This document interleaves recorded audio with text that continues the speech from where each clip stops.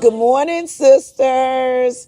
Happy Saturday to you and happy Mother's Day weekend to all the mamas that are watching us this morning. Not only our Silver Circle mothers, but if you are a mother, if you are an auntie, if you are a spiritual mother, if you take care of somebody's children, happy Mother's Day to you. We are glad that you are with us this morning.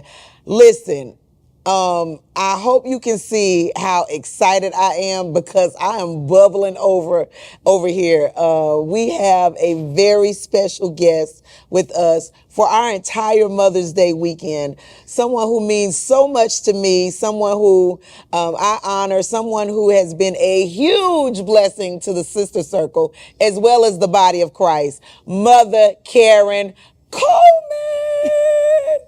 God bless you. I don't know if I did that last, if that last note was kind of a little off, but you are absolutely a blessing to us, Mama Coleman. We're glad to have you today. Well, thank you, my darling. You know I'm so glad to be here with you. Oh my gosh, I know it, and I always bug you, but you never get tired of me. I don't know why. Never. That's because you really are my daughter. That's the truth. Yes. That's the truth. Yes. And you know, our relationship goes way, way, way back, many, many years. I would say 15 years. At least. At least 15 years, where you have been a mentor to me, a spiritual mother, a guide as a pastor's wife, and now even as a pastor and as a leader in the community, you still are a mentor and a guide to me, and I thank God for you. Amen. And you're cute at all times. So I learned that from you too. Come on now. Come on now. Okay, I learned that from you too. And we are really gonna just chat like we normally do. Yes. And let the sisters in on it.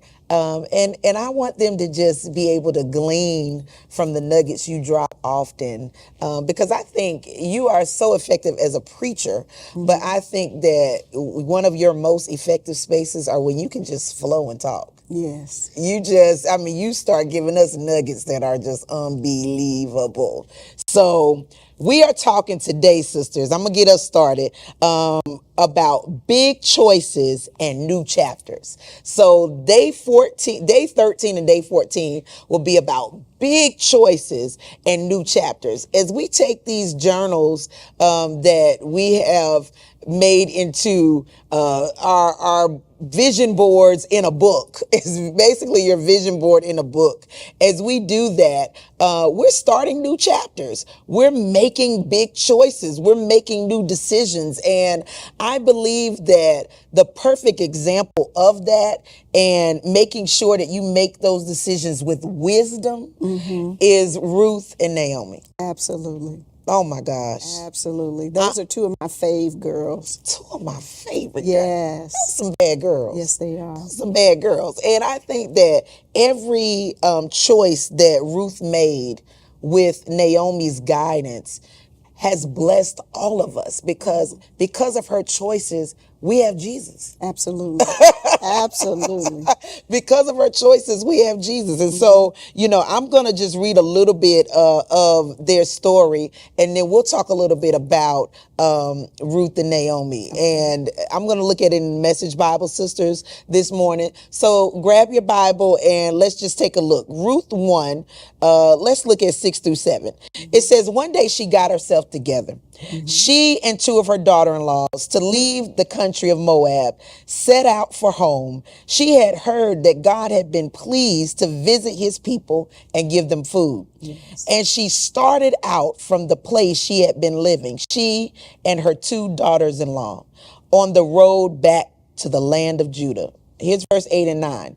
After a short while on the road, Naomi told her two daughters-in-law, Go home and live with your mothers, and may God treat you as graciously as you treated your deceased husbands and me. May God give each of you a new home and a new husband. She kissed them and they cried openly. Now here's where it gets good, okay? Here's where it gets good. The daughter-in-laws, each of them made a decision. They made a big choice, and they each of them saw the results and the fruit of those choices. That's right. Verse number 14, it says, again they cried openly. Orpah kissed her mother-in-law goodbye, but Ruth embraced her and held on. Naomi said, look, your sister-in-law is going back home, to live with her own people and God's. Go with her. But Ruth said, here's where we get it. Here's where we come in, sisters. Yes. But Ruth said, don't force me to leave you. Don't make me go home. Where you go, I go, and where you live, I live. Your people are my people. Your God is my God. Where you die, I'll die, and that's where I'll be buried. So help me, God. Not even death itself is going to come between us. And that was a lot. That is a lot. That is a lot. truly. But it says something. It says something, first of all, about Naomi's vision. Naomi had a vision that if she moved to Judah, times would be better. She expressed the vision to her daughters-in-law, and they had the option to go or to stay. Yes. And it just makes me think about how even as we are journaling now and as we are making choices that come along with the visions that God has given us, that it's important to incorporate the wisdom of the generation before us as we make these choices. Yes. And I was thinking about you now when it comes to somebody that's not scared to that is not scared to do something that's totally scary, you are the poster child. You are the poster child, because in just hearing your life story, mother, Yes. You have up and made some choices that have been difficult. But now we see the fruit of you not being afraid to do something you've never done before. And that was Ruth. She wasn't afraid to go into a place she's never been before, to do something she'd never done before, because she trusted wisdom's voice. She did. And you know the beauty of this, and if I may, Yeah. CP, the thing that I think is so amazing about that, Yeah. I have walked in both of those roles. I've been Ruth and I've been Naomi. Yeah. Okay. And I just love this story. This story, it speaks volumes to me Yeah. because, first of all, let's digress just for a moment. Yeah. Because as we go backwards, we find that Naomi made a choice with her husband. That was the first choice. That was the first choice. And it had to be a hard choice because Yeah. there were things going on in the land. There was a lack of bread. So that's what made them leave the land of plenty. And the Yes. land where there was supposed to be plenty, milk and honey. And they went to Moab, Yeah. which was a foreign country, Yeah. looking for what they should have had in their own homeland. So they made a choice. Yeah. And decisions sometimes are hard to make, Yeah. but you make the best decision with the help of God that's going to benefit you and your family. And that's the first choice she coupled with her husband Yes. to make that choice to leave and go to Moab. Yes. And personally, that was a decision that I made. That's what brought me to North Carolina. Right. It was a decision that I had to make. And it was a hard decision. Yeah. Oh, it was so hard Yeah. because I had to leave my children, my grandchildren, my family, just to get here to North Carolina Yeah. to be with Pastor Coleman. So kudos to you. That's her boo thing. But more than that, I Yeah. knew that this was part of God's plan. Yeah. Yeah.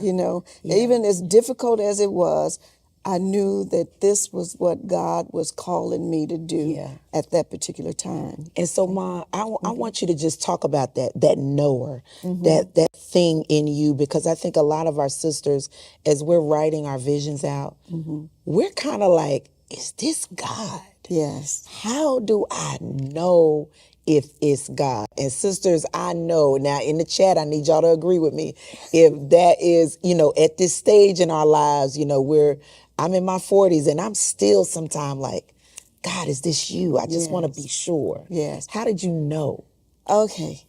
The situation, the way it all happened, I was Yeah. like, what am I doing? You know, I didn't have any plans Yeah. to come to North Carolina. There was nothing on the horizon. This was not in my vision. Okay. Okay. However, I was invited to come to visit Pastor's church with his brother. Wow. His brother is a pastor also. Right. And his church was coming. And I had nothing to do with them other than going to minister at the church. It was not as though I was a part of the ministry and, oh, we going to North Carolina? Yes. Well, I was at work. And a friend of mine who was connected to his brother invited me to come. And I was like, oh, no, I can't go. Yeah. You know, I was a medical records director. And I said, look, my staff won't hardly come to church. I'm going somewhere with this. And it seems as though they'd kind of got me on edge. And I said, you know what, maybe I do need a few days off. Okay. And my plan was to come to North Carolina to rest, dress, and be blessed. Your plan. That was my plan. Your plan. That was it.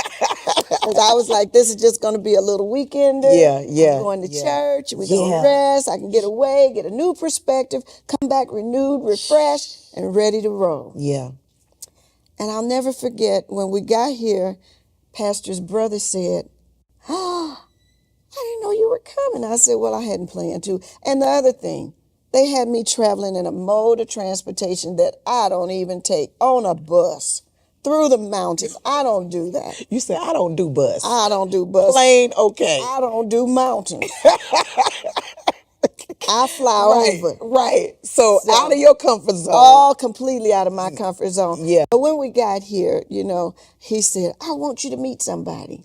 And I was like, no, I didn't come here for that. Yeah. Nope. Yeah. Nope, Right. not going to happen. Right. Well, the beauty of it is that even through all of the nopes, God had a plan. And I'll never forget, it was in the church. You know, with all of the other activities and festivities that were going on, it was in the church that I was sitting in the service. Yeah. And I felt his heart. So you say, how do you know? He was doing some corrections. And I felt his heart, the heaviness of his heart. I was like, I don't even know this man. Right. You know, so how do you know? God will let it touch your heart. Your heart. It's not about always what you think, Yeah. what you believe, what Yeah. you see. Yeah. It's what God puts in your heart. It is a condition of the heart. So God began to speak to my heart, and I was like, ooh, okay. And I'm still fighting this the whole way. Yeah. You know, Pastor was like, But I was like, I'm going back home. That's exactly what I said. Yeah. And so I did. You know, so I can feel what Ruth was feeling. You know, okay, we're gonna do this. Yeah. Okay, so they went, and when they got there, things were great. But I want you to know that it's not gonna always be great. Yes. Sometimes we think that when we're walking in God's plan and in His way, that everything is gonna be smooth sailing. Well, that's not always the way it is. God grows you through the trials and the tribulations. That's how He grows you. So they ran into some trials and some tribulation. I'm fast forwarding. Yeah. And so in that time while they were in Moab, you know, they got to know the people got to know them. Yeah. They knew that they were God's people. Yeah. See, it's one thing to go to another land and fall into their ways, but they maintained their walk with God while they were there. And those sons married Moabite women. Yeah. Yes, ma'am. So how do we equate that to today? Yeah. Sometimes when we are in this world, we're not of this world. Yeah. And we have to be careful not to be drawn into the ways of the world. We ought to be the ones doing the drawing, not being drawn. Not being. Ooh. Okay. That's a nugget. Yes. That's a nugget. You have to be careful. Yes. Because if you say that you're worshiping God and you're walking with God and you're a Christian, then the world should not be drawing you to their way. Yeah. You ought to be drawing them in. He said, with love and kindness have I drawn thee. Yes. That's another nugget. Another one. Some of us can be just as mean and cantankerous as we can be. Who are you going to draw like that? She dropping them, y'all.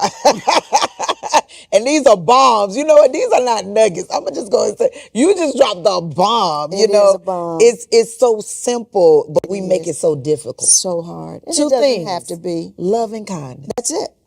That's all you need. That's what he said, Yeah, right? yeah. It's not what I said. That's what Yeah. he has said. Yeah, He yeah, said, with yeah. love and kindness Have I have I drawn thee. So if we are followers of him, then we Yeah. ought to be operating and functioning the same way. Love and kindness. Yeah. And I think that even that plays a role in how you drew pastor without even trying. Oh, I wasn't trying. I was trying to get back to Chicago. It was not my plan, but God has a way Yeah. that's so sweet. So sweet. And Ma, let me just interject right here. If you want to tell this now, I don't know. But this was you were not like in your 20s here or 30s now. No. This is your second marriage. Okay, go ahead. It is my second Because I want you to talk to the sisters Yes. to encourage them in this space right Yes. here. Okay. And I there's no shame in my game. Right. You know, right. this was my second marriage. I get it. And I understand that sometimes when you marry, you think it's forever. But there's sometimes, well, I have to go back, digress again. But because now when that's I a whole married- story right there. It is. And I want to share just nuggets from that. Okay. When I married my first husband, he was not saved. Yeah. Okay. Yeah. And my mom said to me, he's a good man, but he's not my choice for you. Because the Bible says good is not good enough. It lets us know that we ought to be equally yoked. Yes. He provided all the things that I needed. He was a great husband. Yes. But we didn't make it. Our lives went two different ways. Yes. You know, I'm steady following after the things of God, Right. and he's still doing the things that he was good man. Yes. So we didn't make it. And I And he was a preacher, right? No, my Okay. dad was. That's right. Dad My was a dad preacher. was. Yes. He was a businessman. Yes. And the thing that happened with us, you know, he traveled and I'm preaching, so we just went like that. Yeah. You know. Yeah. And it happens. And it does, and it kind of talks to me a little bit about Naomi's story too. You know, because when that thing split up, I went. Like Naomi, I went to bitter land. Oh, gosh. I got real bitter. I was really hurt, Yeah. you know, because I believed that it was until death do us part. So sometimes we have to be really, really careful when we get in marriages and things happen and they start to fall apart. Yeah. You have to know that God is still in control. God still has you, right? And he still has a plan. He has a plan, and it's a plan of good. Yes. And not of evil. Yes. He said, I have an expected end for you. So here we are, fast forward. That one didn't work, you know, and I was really hurt and sad about it. And just as I was getting myself back together and getting my footing, still staying in the word, seeking the Lord, getting on my face before him, that's when this trip came for North Carolina. Wow. And this is what I want to say to my young daughters, my young sisters out there. You do not have to run after a man. In fact, if you are doing it, stop it. Stop it. It's not yours to chase. You're not the hunter. Okay? What I need you to do is seek the Lord. Run hard after the Lord. And when you run after him, he will find you. Ooh. And that's what happened. Pastor Coleman found me. He found you. I wasn't trying to find him. I was trying to run from him. I was like, no. Oh, no. And he found you. He found me. And it was in God's plan. It was. And here's a little secret. Yeah. This is the funny thing. One of the ladies, after I got here, and Pastor Coleman's brother had said, oh, I want you to meet my brother. I was like, no, I didn't come here for that. I didn't come here for that. You know, I came to rest. What I tell you, dress and be blessed. And be blessed. That was it. Yeah. But we don't always know how God's going to bless us. Yeah. So I was trying to get back on that bus and get back to Chicago. That was my plan. Yeah. So here's the beauty of it. His brother said, you know, one of the other ladies from my church wanted to meet my brother. I said, please let her meet him. Go for it. Yeah. 'Cause I didn't come for that. She may Right. have, Right. but I didn't. Right. Right. But when Pastor saw me, he came up and we, Yeah. did our little how do you Greetings. do's and Yes. all of that little stuff. Yes. And he asked me to go to dinner with him. Wow. And I was like, inappropriate. We just ate. So what am I saying to my sisters? Be a lady. Yeah. Be a lady. Don't be on Yeah. such a run and a rush to chase after him. I ran from him. Yeah. And that Yeah. made him run to After me. you. Yes. Yeah, that made him chase me. Yes. He said, well, can we have dinner tomorrow? I said, perhaps. Maybe. I didn't say yes. I said, Yeah. perhaps. Yeah. He took Yeah. that to say yes. But Yeah. when those folks got ready to go get dinner, I got on that bus with everybody else. Wow. And he called. He says, well, I'm ready. I said, oh, well, I'm eating. So again, don't be so available running after the man. That's good, mother. Because Don't when be so you run available. from them, Yeah. it puts the chase in them. Yes. See? And I mean, that is exactly really what happened with Ruth and Boaz. It is. Because, as she listened to Naomi's wisdom, That's it. I mean, he continued to do things to accommodate her He did. in the field. And guess what? He had heard about her. He had already heard about it. He said, oh, who is that? Yeah. And after he'd heard about her, Yeah. then he began to say, okay, this is what I want you all to do. He began to give instructions concerning her. He said, do not bother her. Yeah. Because, even in their travels back, it was a dangerous thing for women to be out there alone In the field. without a covering. Yes.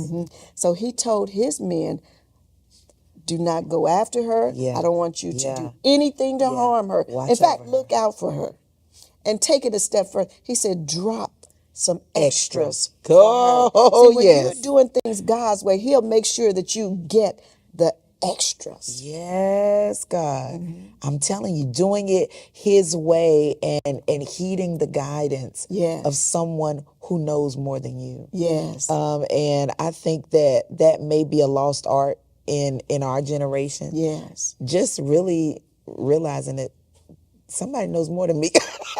For sure. I don't know it all. That's right. I don't know it all. And if you think you know it all, I'm Yeah. afraid of you. Yeah. Yeah. Because you're Ooh. dangerous. That's a dangerous place. That's a dangerous person to think that they know it all.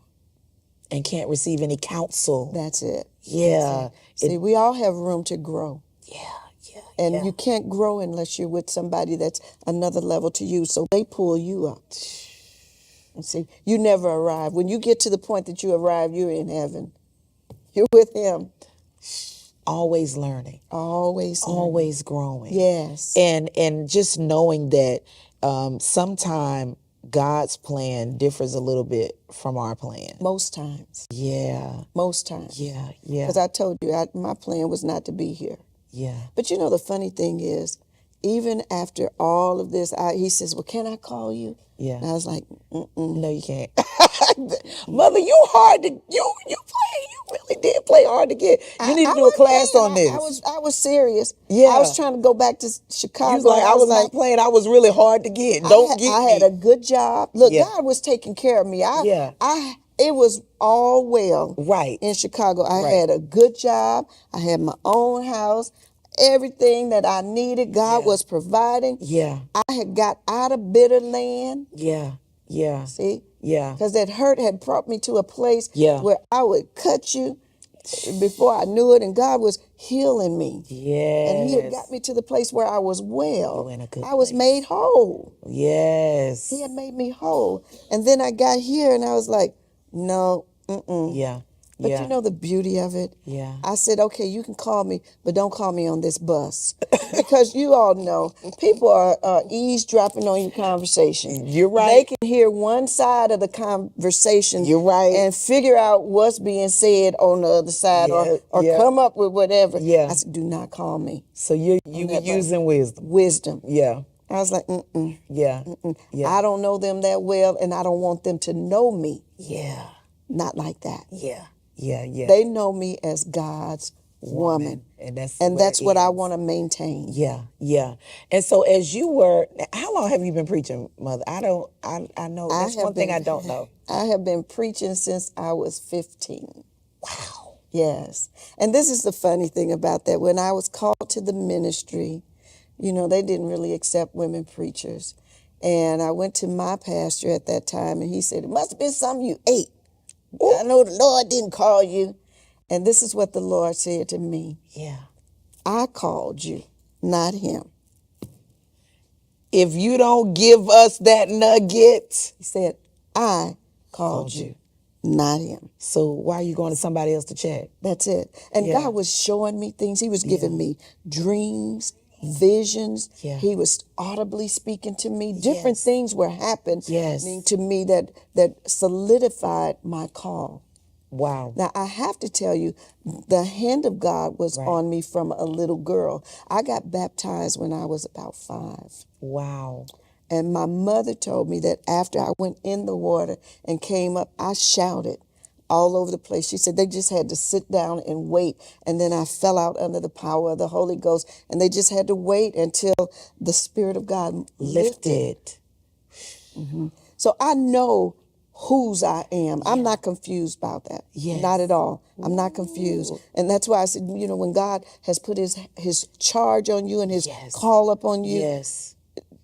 don't get confused. Walk it out. Walk it out. Walk it out in the beauty of holiness, because he will tell you what to do, how to do it, when to do it. It's up to you to follow through with it, which goes back to your vision. Yes. See, you got to follow through. You've got to follow through. You can write it all day long. You can hear it. You can write it. You can make it plain. But if you don't follow through, it's nothing but a book with some pen and ink on the page. And it means nothing until you do the follow through.